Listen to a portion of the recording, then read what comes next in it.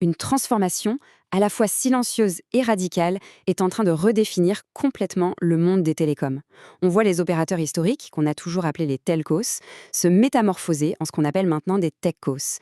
Alors, qu'est-ce que ça veut dire au juste? Et surtout, quel impact ça a sur les carrières dans ce secteur? C'est exactement ce qu'on va décortiquer ensemble. Les opérateurs, c'était simple. Franchement, cette phrase, elle sonne comme un verdict. Non, elle capture à la perfection la fin d'une ère. Le modèle qui a régné pendant des décennies est tout simplement en train de s'écrouler. La vraie question, c'est qu'est-ce qui va le remplacer? Allez, on plonge dans le vif du sujet. Pour bien comprendre l'opportunité qui se dessine, il faut d'abord saisir pourquoi le modèle traditionnel est arrivé en bout de course. Cette comparaison, elle est super éclairante. D'un côté, on a le telco classique, en gros un fournisseur de tuyaux, de connectivité, de voix, de data, le tout dans un cadre très très régulé.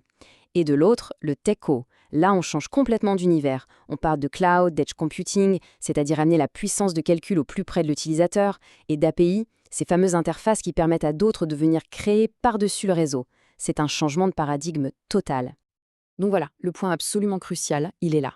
On passe d'un rôle de simple fournisseur d'accès, un peu comme un service public, à celui de créateur d'une véritable plateforme technologique. Une plateforme sur laquelle d'autres entreprises vont pouvoir innover et bâtir leurs propres services. Bon, d'accord, le modèle change. Mais pourquoi maintenant? Qu'est-ce qui pousse à cette transition massive et qu'on observe partout dans le monde? Et la réponse, ce n'est pas juste un effet de mode, loin de là.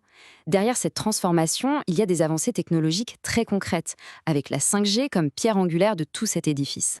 La réponse, elle tient en grande partie dans la 5G. Mais attention, pas seulement pour une question de vitesse.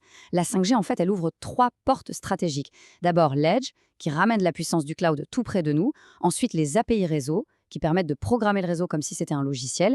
Et enfin, une toute nouvelle vague de services pour les entreprises, les usines, les ports, les hôpitaux.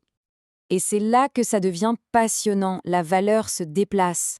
Le business de demain, ce ne sera plus de vendre des forfaits avec des gigas de data, non, ce sera de proposer des solutions complètes qui combinent la connectivité avec le cloud, l'intelligence artificielle et l'automatisation. Et ça, ce n'est pas de la science-fiction, ça se passe en ce moment même aux quatre coins du monde. Regardez, Orange qui devient Orange Digital, Verizon qui s'allie à AWS pour l'Edge, STC en Arabie Saoudite, MTN en Afrique. Tout le monde prend la même direction. L'opérateur télécom devient un acteur majeur du cloud.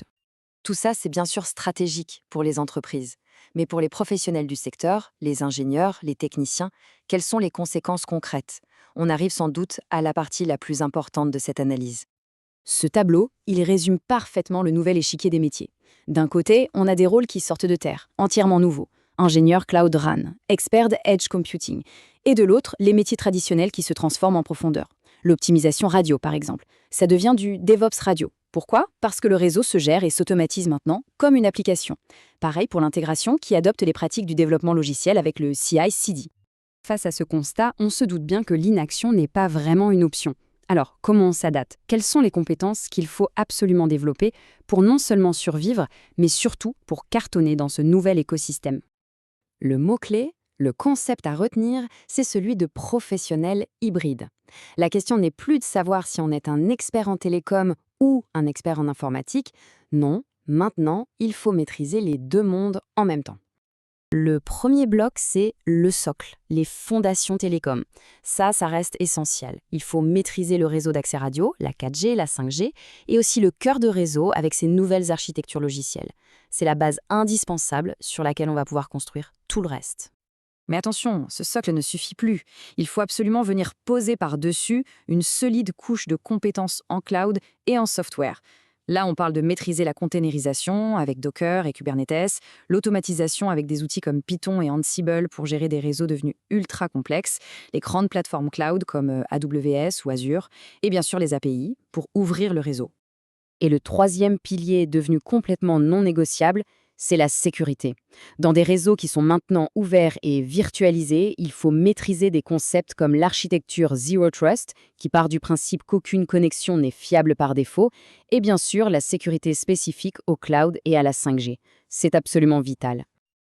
Et voilà, la formule gagnante. C'est ce mélange unique, cette fusion des trois blocs de compétences qui définit le profil Techco. C'est ça que les entreprises s'arrachent aujourd'hui et c'est ce qui fera toute la différence sur le marché du travail demain. Et pour que ça reste bien concret, pour passer de la théorie à la pratique, voici quelques exemples. Ce tableau, il montre des certifications qui sont reconnues sur le marché et qui permettent de valider ses compétences dans chacun des 3 domaines. Que ce soit sur les technologies des grands équipementiers comme Nokia ou Ericsson, sur les plateformes des géants du cloud comme AWS ou sur les standards de la sécurité avec CompTIA.